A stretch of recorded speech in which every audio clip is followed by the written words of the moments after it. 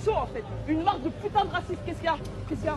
Qu'est-ce qu'il y a? Je parle, il y a qu'est-ce qu'il y a? On a retrouvé la jeune femme qui a perturbé la manif néofasciste à Paris le 11 mai dernier. Elle était organisée par le comité du 9 mai en hommage à un ancien militant proche du GUD mort il y a 30 ans. Samedi, Adja Traoré tombe par hasard sur cette manifestation en sortant d'une conférence. Elle s'apprête à partir quand elle sort son téléphone pour filmer. Et à ce moment-là, il y a un des manifestants qui vient à ma rencontre et qui me dit que je n'ai pas le droit de filmer, que j'ai l'interdiction de filmer et que si je ne connaissais pas les droits de mon pays, il fallait que je parte. Et là, il m'a déclenché et je me suis dit, tout le long de la marche, je vais pas les lâcher en fait, je vais perturber leur marche. C'était pas prévu, hein. Moi je devais rentrer chez moi, je devais même pas courir cette marche. Je leur ai dit leurs 4 vérités en face. C'est pas normal ce qui se passe, je suis désolé.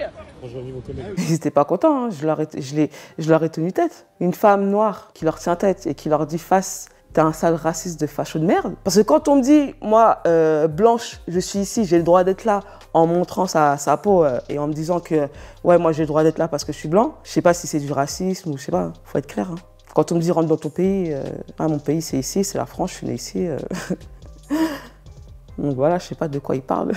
Ils étaient beaucoup masqués, pratiquement tous. Monte ta tête, tout le long de la marche, c'est ce que je leur ai sorti. Montrez qui vous êtes, assumez qui vous êtes. Moi, je me suis pas caché, j'étais à visage découvert. Ils ont essayé de me faire sortir, mais ils n'ont pas réussi. Moi, ma détermination a été énorme. Certes, vous faites une marche, votre marche est autorisée, il n'y a pas de souci. À aucun moment, ils n'ont le droit d'interdire à qui que ce soit de marcher dans les rues. Mais c'est quoi ça, on est où? Aucun policier n'était autour. Toutes les manifestations, que ce soit les retraites, les gilets jaunes, pro-palestiniennes, contre les violences policières, toutes ces manifestations-là ont été encerclées par la police. Avec des provocations et de la violence. Et là, ces fachos, ils marchent tranquillement dans la rue au calme. Et c'est eux qui faisaient la loi autour.